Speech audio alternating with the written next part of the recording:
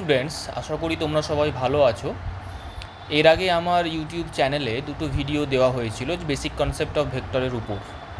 কিন্তু ভেক্টরের উপর শুধুমাত্র না বলে আমি যদি ওভারঅল ফিজিক্সের ওপর আলোচনা করি, মানে বেসিক কনসেপ্ট অফ ফিজিক্স, মানে এর আগে অনেক কোয়েশ্চেন আমার কাছে এসেছে, বিশেষ করে স্টুডেন্ট যারা ধরো 11-12-এর হয়তো নিউলি অ্যাডমিশন নিয়েছে বা নতুনভাবে ফিজিক্সকে পড়তে চাইছে। তাদের কাছে খুব কমন কোয়েশ্চেন হচ্ছে যে স্যার, ফিজিক্সের ম্যাথামেটিক্যাল মডেলের নেসেসিটিটা কী আছে স্যার, এটা রিয়াল ফিলিং পাচ্ছি না। মানে রিপিটেডলি কোয়েশ্চেন আমরা পেয়ে থাকি যে তাহলে এত কিছু ম্যাথামেটিক্যাল মডেল করছি স্যার, বিভিন্ন ফর্মুলা মুখস্থ করছি, কিন্তু এগুলোর লাভ কী? হ্যাঁ, 10th লেভেল অবধি আমাদের ফিজিক্সে বিশেষত ম্যাথামেটিক্যাল মডেলিংয়ের অ্যাপ্লিকেশন খুব কম, খুব সিম্পল কোয়েশ্চেন থাকতো।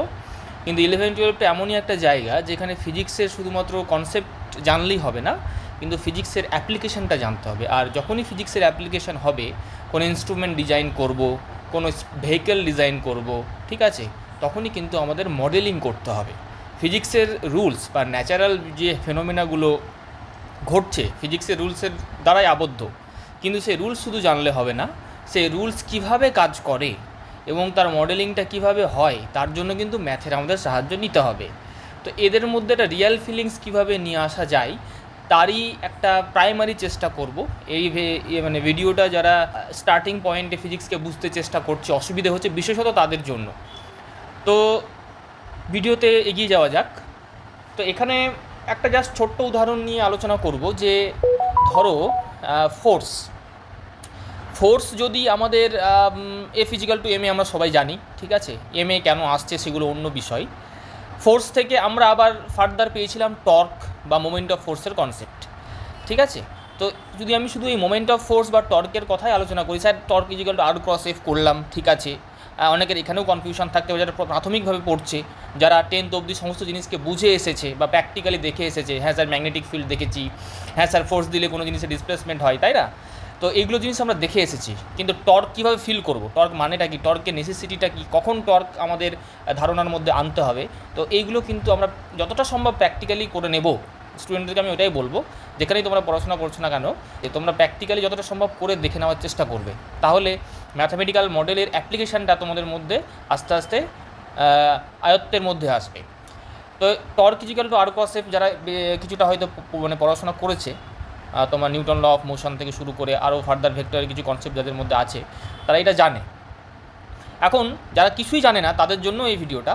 আমি ধরে নিচ্ছি ফোর্স তুমি জানো, ঠিক আছে, ফোর্সের ব্যাপারটা তুমি জানো, ফোর্সের সাথে টর্কের রিলেশনটা এখানে আমি আলোচনা করছি। এইবার টর্ক কেন তাহলে আমরা পড়বো, বেসিক কোয়েশ্চেন চলে আসে, টর্ক কেন পড়বো? টর্ক এই জন্যই পড়বো কারণ টর্কের অ্যাপ্লিকেশান আসছে কোনো জিনিসের রোটেশন যখন হয়, ঠিক আছে, বা টর্ক এমনই একটা ফিজিক্যাল কোয়ান্টিটি যা কোনো বস্তু রোটেশনের জন্য দায়ী। এখন স্যার টর্কের সাথে তো স্যার ফোর্সও আছে, তাহলে আমি বেকার টর্কের এত কিছু ডেফিনেশন কেন পড়ছি? আর পড়তে হবে, আর ভেক্টর সম্বন্ধে কনসেপ্ট নিতে হবে, তারপর ফোর্স তো মানে a physical two M A পড়েছি, ঠিক আছে, এফের আরও মানে ডিটেল বিশ্লেষণ আছে, সেটা আমি যাচ্ছি না। শুধু a physical two M A হয় না, আরও অনেক ব্যাখ্যা আছে। Rate of change of linear momentum, সেটা হচ্ছে ফোর্স। তো আমি তো বললাম স্যার ফোর্সটা দিলেই তো যদি ব্যাখ্যা করা যেত রোটেশনের, তাহলে তো ভালো হতো, টর্ক জানতে হতো না, কিন্তু সেটা হয় না প্র্যাকটিক্যাল ফিল্ডে। তুমি যখনই কোনো জিনিসকে ঘোরাতে যাবে, তখন আমরা দেখতে পাবো, নিজে থেকেই প্র্যাকটিক্যাল করা যাবে, যে টর্কটা বা যে কোনো বস্তু রোটেশনটা শুধুমাত্র এই ফোর্সটার উপর কিন্তু ডিপেন্ড করছে না। ফোর্সটা ওই যে ধরো এটা একটা স্ট্রাকচার বা দরজায় ধরলাম বা লম্বা পাল্লা ধরলাম, এই পাল্লাটাকে রোটেশন করতে গেলে আমরা কিন্তু এখানেও ফোর্স দিতে পারি, এখানেও ফোর্স দিতে পারি, এখানেও ফোর্স দিতে পারি। কিন্তু যখনই আমরা দেখছি ধরলাম এখানে 2 নিউটন ফোর্স দিলাম, 2 নিউটন ফোর্স এখানেও দিচ্ছি, এখানেও দিচ্ছি, এখানেও দিচ্ছি, কিন্তু তার ইফেক্টটা আলাদা। এখানে ফোর্স দিচ্ছি, মুভমেন্ট কম হচ্ছে, এখানে ফোর্স দিচ্ছি, একটু বেশি হচ্ছে, আবার এখানে যখন ফোর্স দিচ্ছি তখন মুভমেন্ট সব থেকে বেশি হচ্ছে এবং ঘোরানো সব থেকে সুবিধে। তাহলে এখান থেকে একটা ধারণা আসে, মানে আমি এটা কিন্তু খুব সহজ উদাহরণ, আমি এই নয় যে 11-12 তোমরা শুধু টর্ক ইজিক্যাল টু আর ক্রস এফ পড়বে, আরও অনেক কমপ্লেক্স ডিজাইন তোমাকে জানতে হবে, এবং ফার্দার যদি ফিজিক্স নিয়ে কেউ পড়াশোনা করতে যাও আরও অনেক লম্বা ম্যাথমেটিক্যাল মডেল তোমাদেরকে জানতে হবে। কিন্তু এটা জাস্ট উদাহরণ যে কীভাবে ফিজিক্সের কনসেপ্টগুলো আসে এবং কেন আমাদের বিভিন্ন মডেলিং বা ফর্মুলার দরকার হয়ে থাকে। তাহলে যখনই আমরা ইনিশিয়ালি টর্কের কনসেপ্ট নিয়ে মানে ধারণা শুরু করলাম, ফিজিক্সে সায়েন্টিস্টরা ধারণা বা ডেফিনেশন দেওয়ার চেষ্টা করলো, তখন দেখলাম যে নিশ্চয়ই শুধুমাত্র ফোর্সের ওপর এই ঘোরাটা, কোনো বস্তু রোটেশনটা কিন্তু নির্ভর করে না। ঠিক আছে, তাহলে অন্য কিছুর ওপর নির্ভর করে, তখন এই কনসেপ্টটা চলে গেলো ডিস্ট্যান্সের। ঠিক আছে, কোন ডিস্ট্যান্স? ঘূর্ণন বিন্দু থেকে বা অক্ষ থেকে। ঠিক আছে, তাহলে আমরা একটা আইডিয়া পেলাম, ধরলাম আমি এই সূত্রটা কিছুই জানি না এখন অবধি, জাস্ট একটা আইডিয়া পেলাম যে ঘূর্ণনটা তো ফোর্সের উপর ডিপেন্ড করেই, ফোর্স তো দিতেই হবে, কিন্তু তার সাথে ঘূর্ণাক্ষ থেকে এই লাইন অফ অ্যাকশন অফ ফোর্সের ডিস্ট্যান্স কত সেটাও কিন্তু ম্যাটার করছে। তখন কনসেপ্ট এলো যে হ্যাঁ, তাহলে আমাদেরকে অন্য একটা রাশি ডিফাইন করতে হবে। এভাবে কিন্তু একটার পর একটা ফিজিক্সের কনসেপ্ট ডেভেলপ হতে থাকে। তাহলে ফিজিক্সের একটা লাইন আমি বারবার বলে থাকি, এখনও বলবো, ফিজিক্সের মেন কনসেপ্টই হচ্ছে যে প্রাকৃতিক ঘটনাগুলোকে বোঝা, এবং শুধু বুঝলে হবে না, প্রাকৃতিক ঘটনাগুলোকে ম্যাথামেটিক্যাল মডেলিংয়ের মাধ্যমে আমাদেরকে কুক্ষিগত করা, আয়ত্তে আনা। যখনই কোনো একটা জিনিস আমি ম্যাথামেটিক্যাল মডেলিংয়ের মাধ্যমে প্রকাশ করতে পারবো, তখনই কিন্তু আমাদের ওই কনসেপ্ট থেকে আমি ফার্দার অন্য কিছু জিনিস আবিষ্কার করতে পারবো। যতক্ষণ না ওই জিনিসটাকে আমি ম্যাথামেটিক্যাল মডেলিং বা খাতা কলমে প্রকাশ করতে পারছি, বা প্রাকৃতিক ঘটনাগুলোকে খাতা কলমে প্রকাশ করতে সক্ষম হচ্ছি, ততক্ষণ অবধি কিন্তু আমি ফার্দার আরও কিছু ইনোভেশন করতে পারবো না। ঠিক আছে, সব কিছু তো আর মুখে মুখে হয় না, মাথায় তো সব কিছু সবসময় থাকবে না। আর মডেলিং করলেই একমাত্র জিনিসটা বোঝা ইজি হবে এবং এখান থেকে ফার্দার ডেভেলপমেন্ট করা সম্ভব হবে। তাহলে সেখান থেকে কিন্তু আমাদের টর্কের সাথে এই টর্কের কনসেপ্টটা এলো, এবং এখান থেকে দেখা গেল যে টর্ক প্রপোর্শনাল টু ফোর্স আর টর্ক প্রপোর্শনাল টু ডিস্ট্যান্স। ঠিক আছে, জাস্ট একটা সিম্পলিফাইড ফর্মুলা। টর্কের ম্যাথামেটিক্যাল কোয়েশ্চেন করতে গেলে আরও তোমাকে অনেক কিছু জানতে হবে। জাস্ট শেষে আমি জাস্ট একটা জিনিস দেখিয়ে দেবো যে আর এফটা কীভাবে আসে, সেটা আমি দেখিয়ে দেবো। আর একটা দেখতে পারো যে কেন তাহলে এটা কীভাবে আমাদের হেল্প করছে টর্কের ধারণাটা। ধরো কোনো একটা ডিজাইন, একটা বড় ফ্যাক্টরির অনেক বড় দরজা আছে, সেই দরজাটা যেহেতু ধরো এটা ধরলাম 10 মিটার লম্বা বা 5 মিটার লম্বা, তাহলে নিচে রোলার দিয়ে দরজাটা সাপোর্ট দেওয়া আছে। ধরো কেউ যদি এখান থেকে ফোর্স দেয়, রোলারটা গড়িয়ে গড়িয়ে গড়িয়ে গড়িয়ে ওদিকে যাবে, এও রোলারটা গড়িয়ে গড়িয়ে ওদিকে যাবে, এও ওই দিকে যাবে। এখন তাহলে এখানে ধরো এই অনেক বড় দরজা অটোমেটিক খোলে। ঠিক আছে, কীভাবে ফিজিক্সের অ্যাপ্লিকেশন হচ্ছে ইঞ্জিনিয়ারিং ডিজাইনে, সেটা আমি জাস্ট বলতে চাইছি।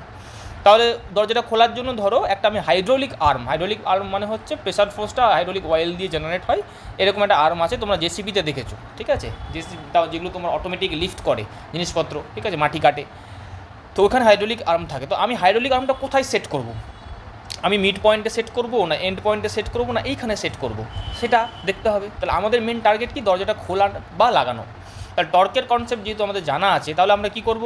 যতটা সম্ভব এই ঘূর্ণাক্ষ থেকে দূরে আমরা হাইড্রোলিক আর্মটা লাগাবো। কেন লাগাবো? যাতে করে বেশি পরিমাণে টর্ক জেনারেট হয়, আর টর্ক জেনারেট হলেই রোটেশনটা ভালো হবে। আর একটা দেখতে হবে, ইঞ্জিনিয়ারিং ডিজাইন যখন তুমি করতে যাবে বা ফিজিক্স নিয়ে ফার্দার পড়াশোনা করতে যাবে, তখন দেখবে যে এখানে হয়তো হাইড্রোলিক আর্মটা বসানো অসুবিধে, এখানে হয়তো আর একটা জিনিস বসানো আছে বা জায়গা কম, আমাকে এদিকেই বসাতে হবে। ঠিক আছে, তখন আমি চেষ্টা করব যতটা সম্ভব ঘূর্ণাক্ষ থেকে দূরে করা যায়, তাই তো? তাই যতটা সম্ভব ঘূর্ণাক্ষ থেকে দূরে করা যায় ততটা আমার লাভ, কারণ আর্টটা বাড়ছে, আর্ট বাড়লে ঘোরানোর সুবিধা জিনিসটাকে। তাহলে এইভাবে ফিজিক্সের কনসেপ্টগুলো আমাদের প্রাত্যহিক জীবনের বিভিন্ন প্রবলেম সলিউশন করার জন্য কাজে লাগে। এটা খুব সামান্য একটা উদাহরণ।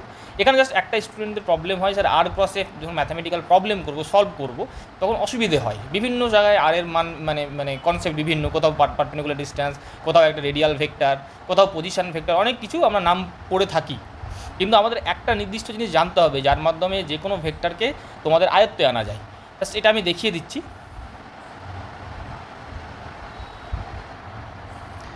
দেখো, একটা 2D স্পেসে আমি দুটো ভেক্টরকে নেব। ঠিক আছে, সিম্পল একটা 2D স্পেস নিয়ে নিচ্ছি,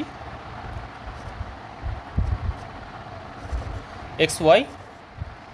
এখন একটা যে কোনো ভেক্টরকে ইজিলি এক্সপ্রেস করতে গেলে ওর ডাইরেকশানটা তোমাকে জানতে হবে। ধরলাম এখানে একটা ফোর্স ভেক্টর দিয়ে দিয়েছে, A থেকে B ডিরেকশান দিয়ে দিয়েছে, আর এখানে একটা রেডিয়াল ভেক্টর বা কি বলবো তোমার এটা তুমি বলতে পারো পজিশন ভেক্টর। ঠিক আছে, কিসের পজিশন ভেক্টর? আরটা কি? ঘূর্ণাক্ষ থেকে, ঠিক আছে, যে বিন্দুতে আমার ফোর্সটা কাজ করছে তার পজিশন ভেক্টর। ঠিক আছে, আরেকবার বলে দিচ্ছি, এটা ঘূর্ণাক্ষ ধরে নিলাম, ঘূর্ণাক্ষ এখানে ফোর্স কাজ করছে, এটা হয়তো কোনো একটা বস্তুর ওপর ফোর্সটা কাজ করছে এই বিন্দুতে। তাহলে আমি কী করব? ঘূর্ণাক্ষ থেকে এই বিন্দুর পজিশন ভেক্টরটা আমি নেব আর। এটা একটা এক্সাম্পল দেখালাম। যখন আমি 2D স্পেসে এক্সপ্রেস করব তখন আমি এই ভেক্টরটাকে প্যারালালি শিফট করে এখানে নিয়ে চলে আসতে পারি। ঠিক আছে, আমি এই এক্সাম্পলটা নিয়ে যেহেতু এখানে আলোচনা করছি না, তাহলে আমি এইটা নিয়ে আলোচনা করছি না। যখন এই জিনিসটা তোমাকে 2D স্পেসে সিমুলেট করতে হবে না, তখন পুরো প্যারালালি এই জিনিসটাকে তোমাকে এখানে নিয়ে আসতে হবে। মানে এখানে তোমার রেডিয়াস ভেক্টরটা থাকবে আর এখানে ফোর্স ভেক্টরটা থাকবে, ঠিক আছে?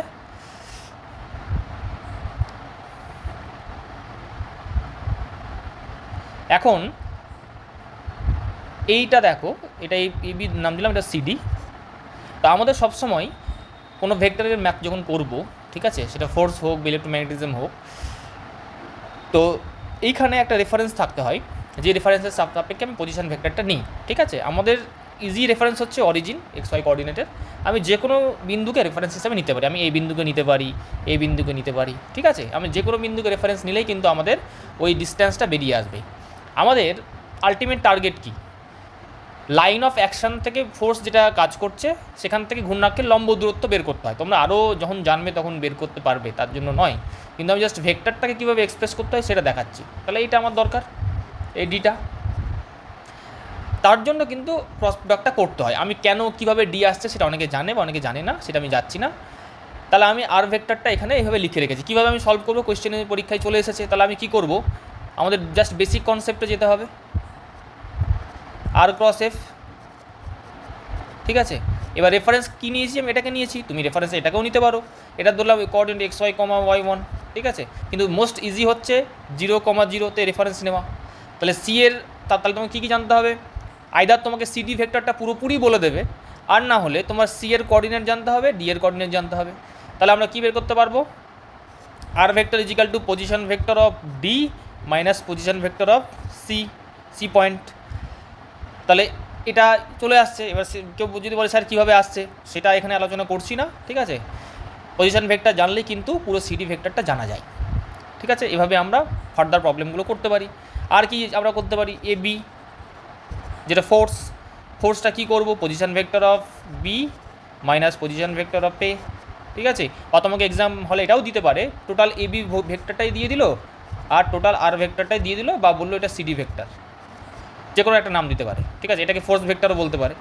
পুরো ভেক্টরটা যদি দিয়ে দেয় তাহলে সেখানে নতুন কিছু ইনোভেশন কিছু নেই, তোমাকে কিছু খাটতে হবে না, ডাইরেক্ট ক্রস প্রোডাক্ট করতে হবে, ঠিক আছে? আর যদি কিছু এক্সট্রা কিছু দিয়ে দেয় বা এরকম যদি এরকম কোয়েশ্চেন খুব ইজিলি তোমাকে দেবে না, ঠিক আছে? প্র্যাকটিক্যাল ফিল্ডে যদি কোনো এক্সাম্পল থাকে, সেরকম কোয়েশ্চেন এখন অবধি আসেনি। তোমাকে এইটাকে পুরো 2D স্পেসে প্রজেক্ট করতে হবে এবং এই ভেক্টরের এই পয়েন্টটা তোমাকে জানতে হবে, এই পয়েন্টটা জানতে হবে, এই পয়েন্টটা জানতে হবে, এই পয়েন্টটা জানতে হবে, ঠিক আছে? বা এটাও হতে পারে, এটার লেন্থ দিয়ে দিল L1, এটার লেন্থ দিয়ে দিল L2, এর ডাইরেকশানে ইউনিট ভেক্টর তুমি জানো, এর ডাইরেকশানে ইউনিট ভেক্টর তুমি জানো। এভাবেও তোমার কিন্তু ভেক্টরটা বের করা যায়। ভেক্টর বের করার অনেক প্রসেস আছে, ঠিক আছে? এটা চ্যাপ্টারের মধ্যে নয়, জাস্ট আমি এখানে আলোচনা করলাম। এইবার ফিজিক্সের যে কনসেপ্ট নিয়ে এর আগে আলোচনা করছিলাম, তার জাস্ট 5 মিনিটে ভিডিওটা শেষ করব। একটা উদাহরণ দেখিয়ে দিই যে আমাদের এত মডেলিং কেন কাজে লাগে। আর একটা মডেলিং আমি তোমাদেরকে এখানে দেখাচ্ছি। এইখানে দেখো, ছবিটা অনেকের কাছে নতুন লাগতে পারে। এইটা হচ্ছে, তোমরা সবাই অটোমোবাইল ভেহিকেলে চেপেছো আশা করি। ডিজেল ইঞ্জিন যখন ছিল রেলের, অনেক জায়গায় এখনও চলে, সেটাও একটা অটোমোবাইল ইঞ্জিন, ঠিক আছে? আমরা 4 হুইলারে চেপেছি, বাসে চেপেছি, 2 হুইলারেও অনেকে চেপেছি এবং চালিয়েওছি, ঠিক আছে? তো এখানে তুমি দেখো, এই ইঞ্জিনটার ব্যাপারে অনেকে হয়তো ঠিক ডিটেলসে জানে না। বেসিক আইডিয়া হচ্ছে এখানে বার্নিং অফ ফুয়েল হয়, ঠিক আছে? ফুয়েলে আমরা কি থাকে? হিট এনার্জি, তাপশক্তি থাকে। সেই তাপশক্তিকে থ্রু ডিফারেন্ট মেকানিজম আমরা গতিশক্তিতে পরিণত করি। গতিশক্তিতে বলতে circular motion of the wheel, ঠিক আছে? ফাইনাল ছবিটা হচ্ছে এইটা, circular motion of the wheel. Circular motion হওয়ার ফলেই কিন্তু গাড়িটার লিনিয়ার মোশন হয় due to friction on the road, ঠিক আছে? এখন এখান থেকে যে এত প্রসেসের মধ্যে দিয়ে ফাইনাল মোশনটা আমরা পাচ্ছি, সেখানে কিন্তু কমপ্লেক্স ফিজিক্সের ডিজাইন ঢুকে আছে। পুরোপুরি তোমাদের ক্ষেত্রে বোঝা সম্ভব নয়, কারণ এটা টোটালি একটা ডিফারেন্ট এরিয়া অফ মানে স্টাডি, ঠিক আছে? আলাদাই পেপার থাকে, হায়ার স্টাডি করতে গেলে তুমি পাবে। তো এখানে জাস্ট এটাই দেখাতে চাইছি যে ফিজিক্সের এত কিছু মডেলিং কেন লাগছে, এবং ছোটো ছোটো জিনিস যেগুলো তোমরা 11-12 শিখবে, সেগুলো কিন্তু এখানেও কাজে লাগবে, ঠিক আছে? এখানে জাস্ট ইনিশিয়াল পয়েন্ট হচ্ছে এইটা, দেখো, বার্নিং অফ ফুয়েল। এখানে আমি ধরলাম পেট্রোল দিলাম, ঠিক আছে? পেট্রোল পাম্পে পাওয়া যায়, তোমরা সব দেখেছো। এখানে পেট্রোল ইঞ্জেকশন করা হলো এবং এখানে একটা স্পার্ক প্লাগ থাকে, যেমন দেশলাই দিয়ে আগুন আমরা জ্বালাই না, সেরকম একটা স্পার্ক তৈরি হয়। ওই জন্য এই বার্নিংটা স্টার্ট হবে, ঠিক আছে? বার্নিংটা যে স্টার্ট হলো, এখানকার গ্যাস মানে এয়ার থাকে, এয়ার আর গ্যাস মানে পেট্রোল থাকবে ধরো, বা এখানে ডিজেলও থাকতে পারে। তো এখানে যখনই বার্নিং হবে গ্যাসটা এক্সপ্যানশন হওয়ার চেষ্টা করবে, প্রেশার বাড়বে, হিট তৈরি হবে। যখনই হিট তৈরি হয় এয়ারের প্রেশার বাড়বে, ভলিউমটা বাড়ার চেষ্টা করবে। যে এক্সেসিভ প্রেশার তৈরি হবে তার জন্য এই প্রেশারটা, ঠিক আছে, এটি চিহ্ন দিয়ে দেখানো আছে, এটা একটা মেটালিক স্ট্রাকচার করা আছে দেখো প্লেটের মতো, ঠিক আছে।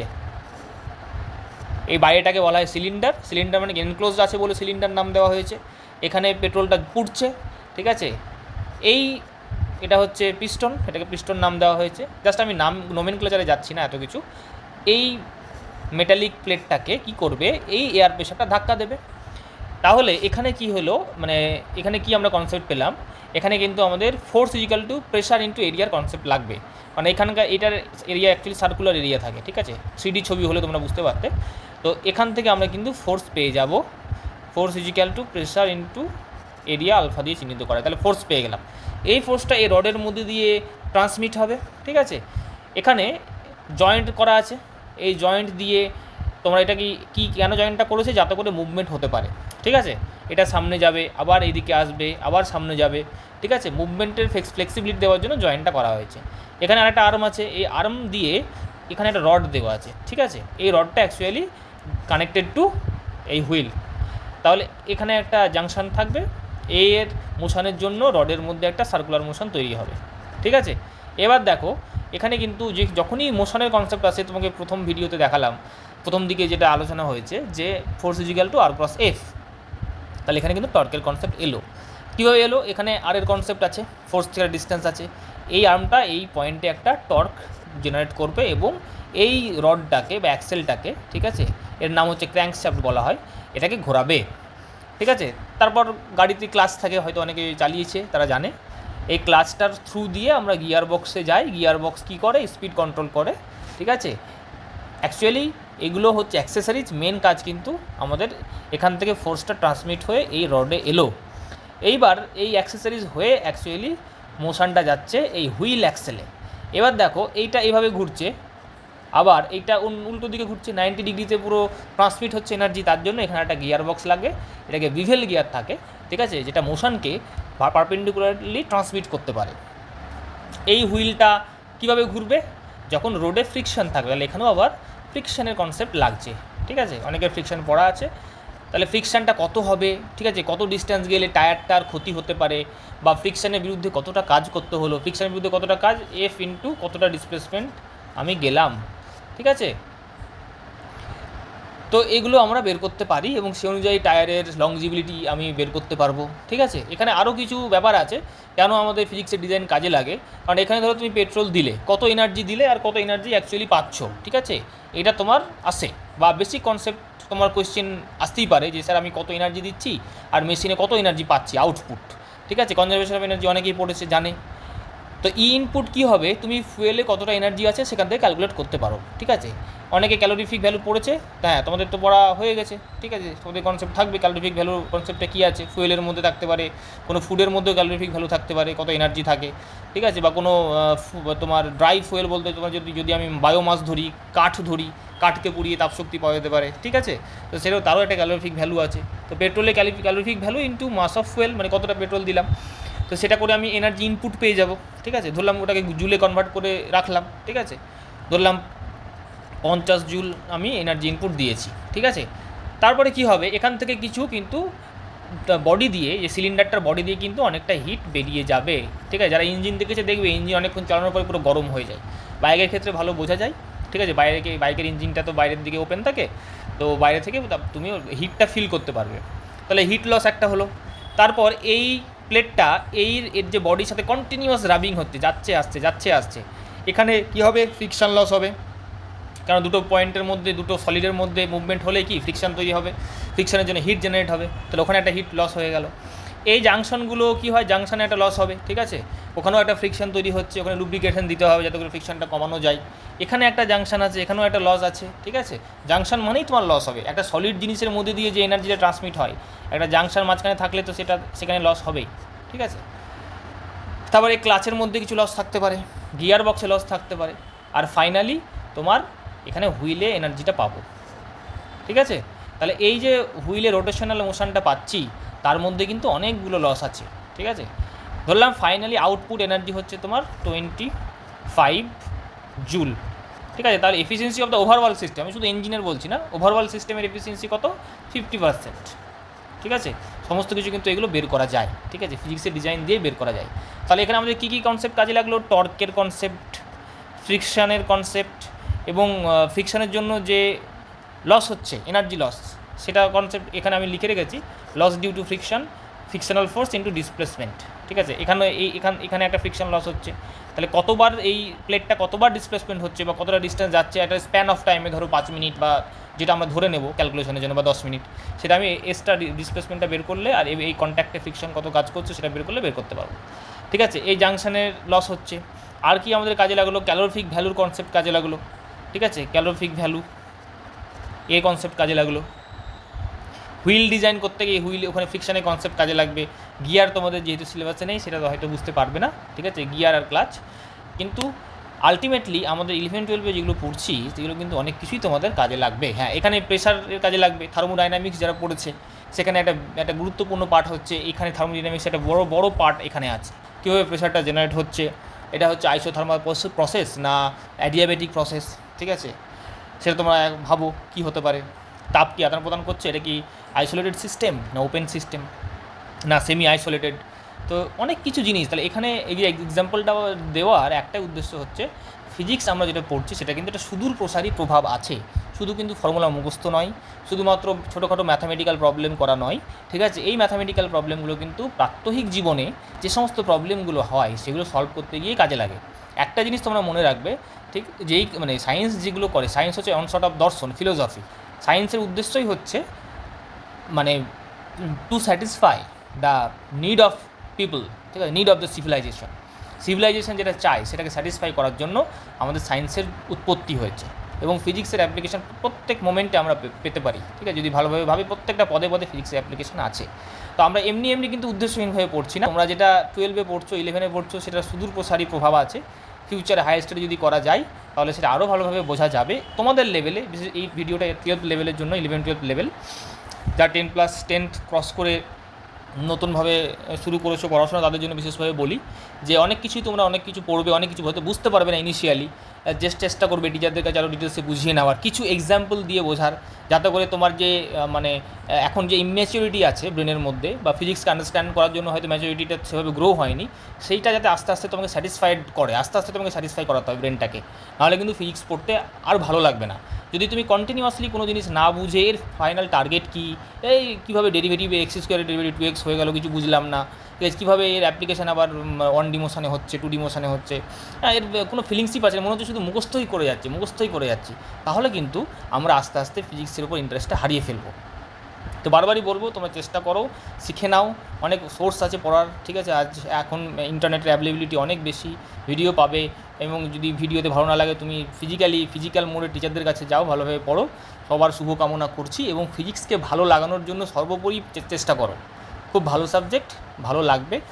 কোনো যদি জিনিস না বুঝে তুমি এগিয়ে চলো, না বুঝে ছেড়ে দাও, তাহলে কিন্তু আস্তে আস্তে ভালো লাগাটা কমতে থাকবে। এটাই বারবার বলতে চাইছি। সবাই ভালো থেকো, সুস্থ থেকো, এই বলে শেষ করছি।